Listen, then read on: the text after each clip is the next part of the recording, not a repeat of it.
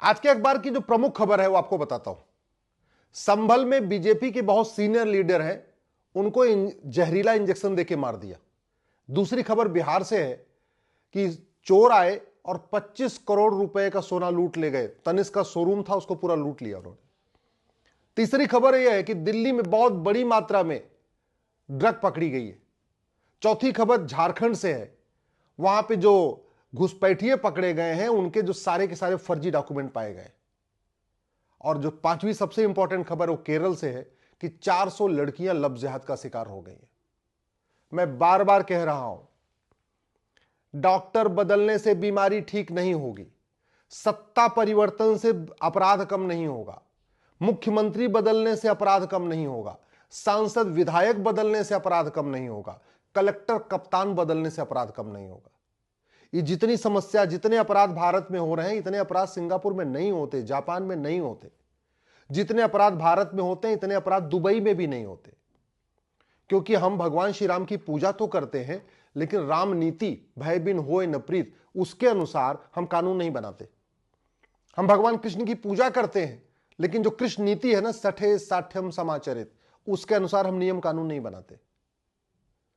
आज जिस तरीके से अखबार अपराधों से भरे पड़े हैं, न्यूज चैनल अखबारों से भरे पड़े हुए, इतना अपराध नहीं होना चाहिए भारत में, लेकिन हो रहा है। क्यों? क्योंकि हमने न कांग्रेस की कानून बदले, न हमने अंग्रेजों के कानून बदले। 400 बेटियां लव जिहाद के शिकार केरल में हुई हैं।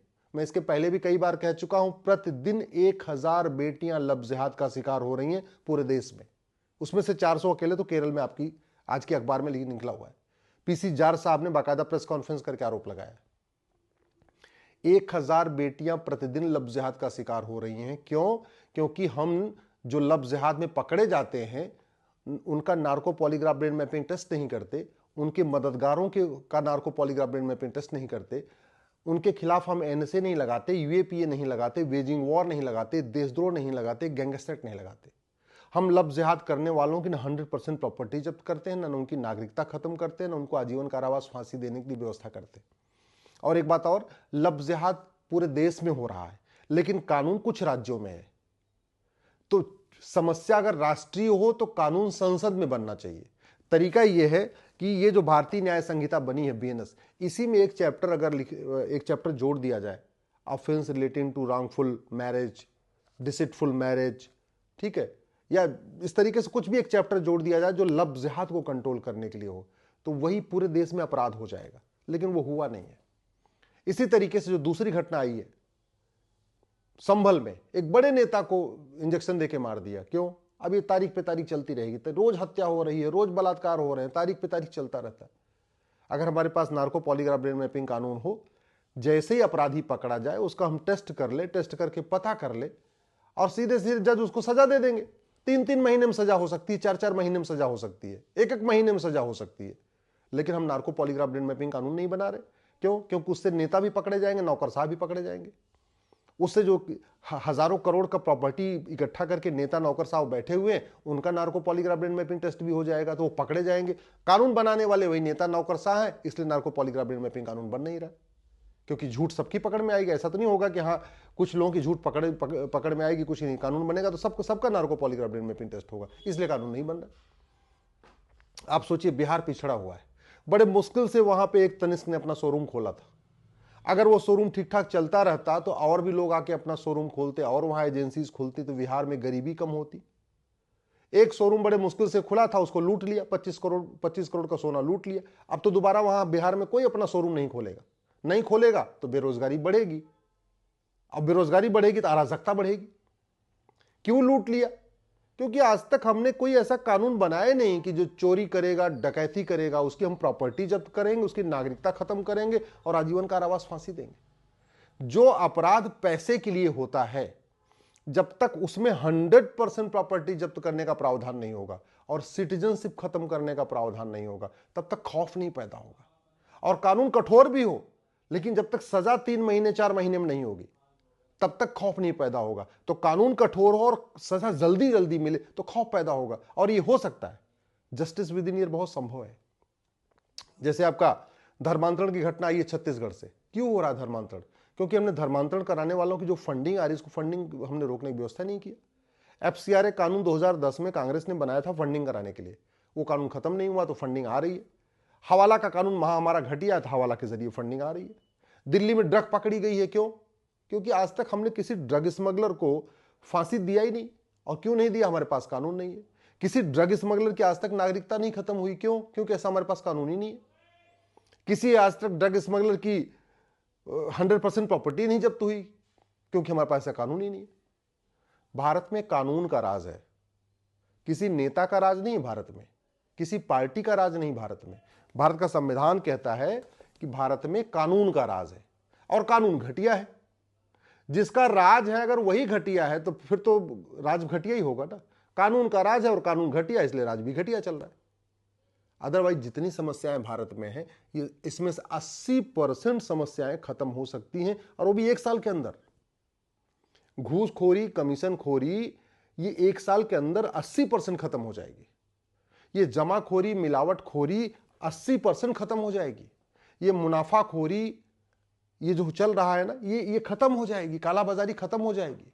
ये नशा तस्करी, मानव तस्करी, हम कह रहा हूं मैं, 1 साल के अंदर खत्म हो जाएगी। ये जो कटमनी, तोलाबाजी, हवालाबाजी है ना, 1 साल के अंदर खत्म हो जाएगी। ये जो कबूतरबाजी होती रहती है ना, 1 साल के अंदर खत्म हो जाएगी। ये जिस तरीके से धर्मांतरण चल रहा है, प्रतिदिन 10,000 हिंदुओं का धर्मांतरण हो रहा है, प्रतिदिन 10,000 हिंदू लगातार घट रहे। उस घटने का कारण है लब जिहाद, लैंड जिहाद, ड्रग जिहाद, घुसपैठ जिहाद, जनसंख्या जिहाद।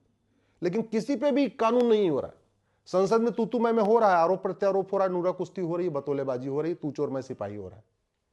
लेकिन पुलिस रिफॉर्म पे चर्चा नहीं हो रही, जुडिशियल रिफॉर्म पे चर्चा नहीं हो रही, टैक्स रिफॉर्म पे चर्चा नहीं हो रही, एजुकेशन रिफॉर्म पे चर्चा नहीं हो रही, सिटीजन चार्टर लागू करने पर चर्चा नहीं हो रही, पुलिस चार्टर लागू करने पर चर्चा नहीं हो रही, जुडिशियल चार्टर लागू करने पर चर्चा नहीं है, एडमिनिस्ट्रेटिव चार्टर पर चर्चा नहीं हो रही, भ्रष्टाचार के मूल कारण अस्थायी समाधान पर चर्चा ही नहीं हो रही, संसद में नशा तस्करी के मूल कारण अस्थायी समाधान पर चर्चा नहीं हो रही, इस बात पे चर्चा नहीं हो रही कि सिंगापुर में ड्रग स्मगलिंग 0 है और भारत में इतनी ज्यादा क्यों है। चर्चा नहीं हो रही है।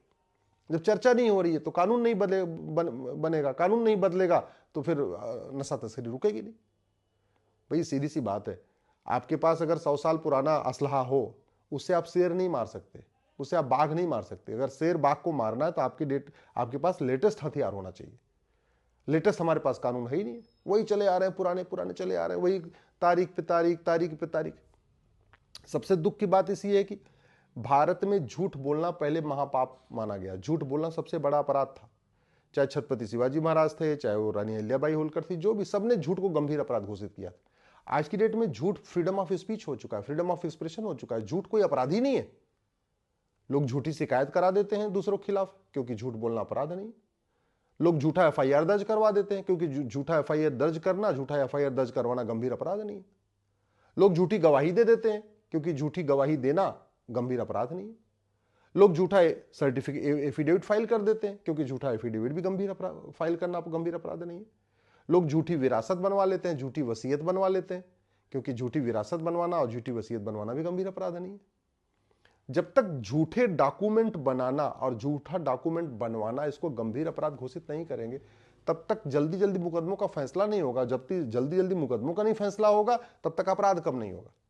ये जितनी समस्या चल रही है, धर्मांतरण क्यों चल रहा है? क्योंकि फंडिंग आ रही है, विदेशों से आ रही है, एफसीआरए के जरिए आ रही है, खाड़ी देशों से हवाला के जरिए आ रही है। भारत के अंदर जो ड्रग के जरिए पैसा आ रहा है, उससे फंडिंग चल रही, तो धर्मांतरण रुक ही नहीं रहा।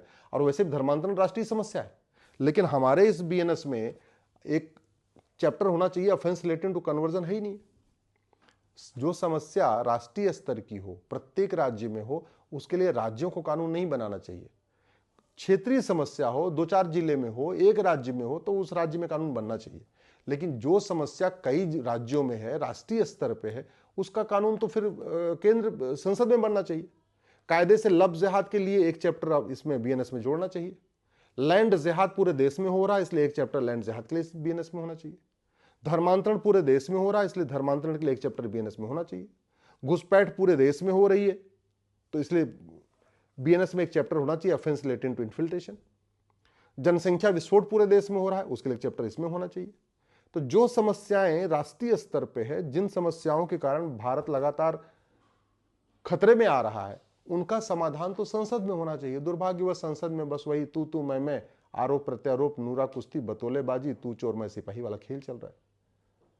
मैं आप लोगों से आग्रह कर रहा हूं, अब तू चोर मैं सिपाही, आरोप प्रत्यारोप से बचिए और अपने अपने सांसद को पकड़ के जाके मिलिए, उनसे बात करिए और उनसे पूछिए, भैया आप संसद में कानून बनाओ। ये संसद हंसी ठिठोली के लिए नहीं होता है, संसद केवल भाषण देने के लिए नहीं होता है, संसद केवल जो है तू मैं करने के लिए नहीं होता है, संसद केवल आरोप प्रत्यारोप के लिए नहीं होता है, संसद शेरो शायरी करने के लिए नहीं होता, संसद केवल कविता पाठ के लिए नहीं होता।